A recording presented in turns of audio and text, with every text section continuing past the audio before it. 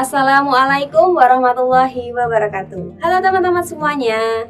Selamat datang di channel Edukasi Eksis bersama dengan aku, Kak Mega. Bagaimana kabarnya hari ini?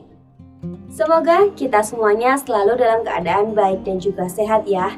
Nah, dalam video pembelajaran kali ini kita akan belajar bersama tentang komponen terkecil yang menakjubkan di dalam tubuh kita. Siapa yang dimaksud dengan komponen terkecil tersebut? Komponen ini terdapat di rambut, di mata, di kulit, dan di organ tubuh kita. Komponen ini dinamakan dengan sel. Lalu, apa yang dimaksud dengan sel? Sel merupakan satuan unit struktural dan fungsional terkecil makhluk hidup.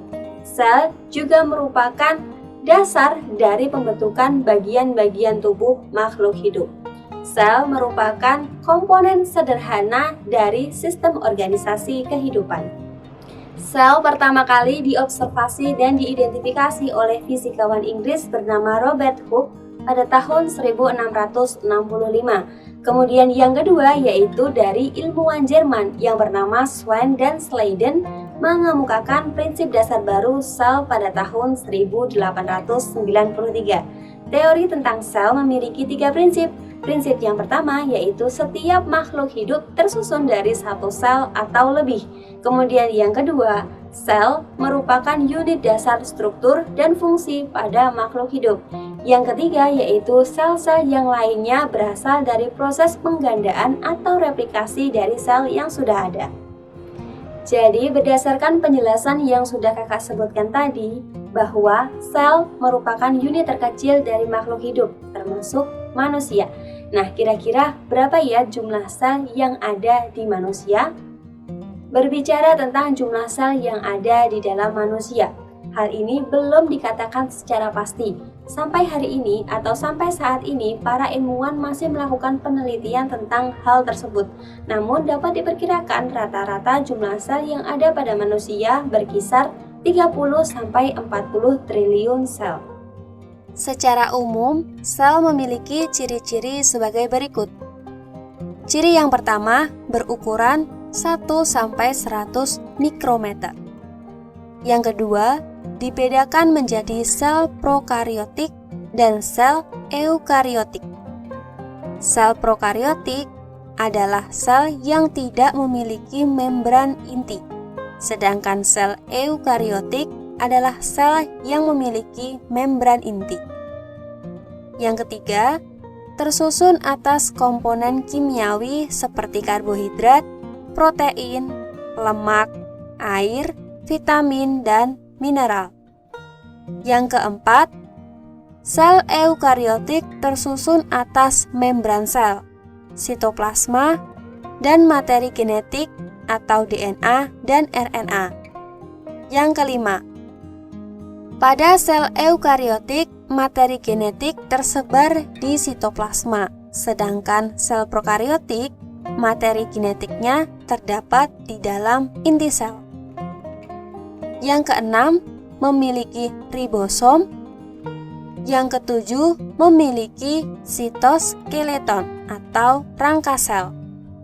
Yang kedelapan, sitoplasma sel eukariotik mengandung organel sel seperti mitokondria, retikulum endosplasma, badan Golgi, lisosom, plastida, vakuola, sentriol, dan badan mikro. Yang kesembilan, sel prokariotik memiliki mesosom sebagai pengganti mitokondria. Yang kesepuluh, dapat bereproduksi, yakni dengan melakukan pembelahan sel, baik secara mitosis maupun meiosis. Yang kesebelas, dapat mewariskan sifat ke sel baru hasil pembelahan, atau sebagai unit hereditas. Selain memiliki jumlah lebih dari satu, ternyata sel juga memiliki jenis-jenisnya. Jenis-jenis sel dapat dibagi berdasarkan 3 hal, yaitu materi genetik, membran inti, dan sitoplasma. Jika kita perhatikan, ukuran sel ini berkisar angka 1-100 mikrometer. Artinya apa? Artinya, sel ini tidak dapat dilihat hanya dengan mata telanjang. Kita membutuhkan alat bantu. Alat bantu ini dinamakan dengan mikroskop. Seiring berkembangnya pengetahuan tentang sel, hal ini seiring dengan perkembangan dari teknologi mikroskop.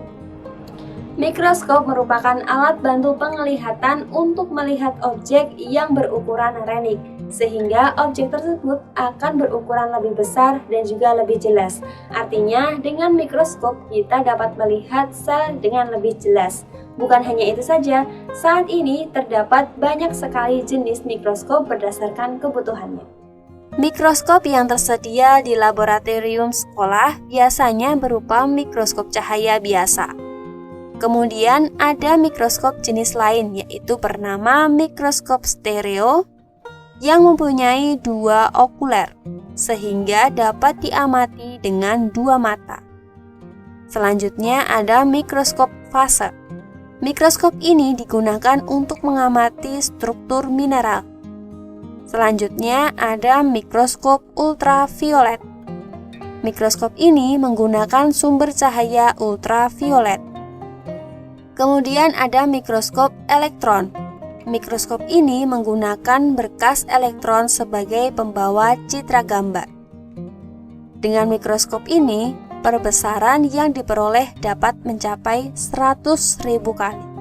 Oke, hari ini kita sudah belajar tentang sel yang ada pada makhluk hidup, mulai dari apa itu sel, prinsip-prinsipnya, jenisnya, hingga bagaimana cara kita melihat sel yang berukuran sangat kecil. Pengetahuan tentang sel ini harus terus berkembang untuk menciptakan inovasi yang bermanfaat pada manusia. Salah satu inovasi yaitu berada pada bidang kesehatan. Contohnya yaitu tentang pengobatan yang menggunakan sel. Nah, berkat pengetahuan ini juga, maka pengobatan di bidang kesehatan dapat terus berkembang. Cukup sekian video pembelajaran kali ini. Jangan lupa like, komen, dan share video ini ke teman-teman kalian. Dan tentunya jangan lupa subscribe channel Edukasi Eksis ini ya. Terima kasih. Wassalamualaikum warahmatullahi wabarakatuh.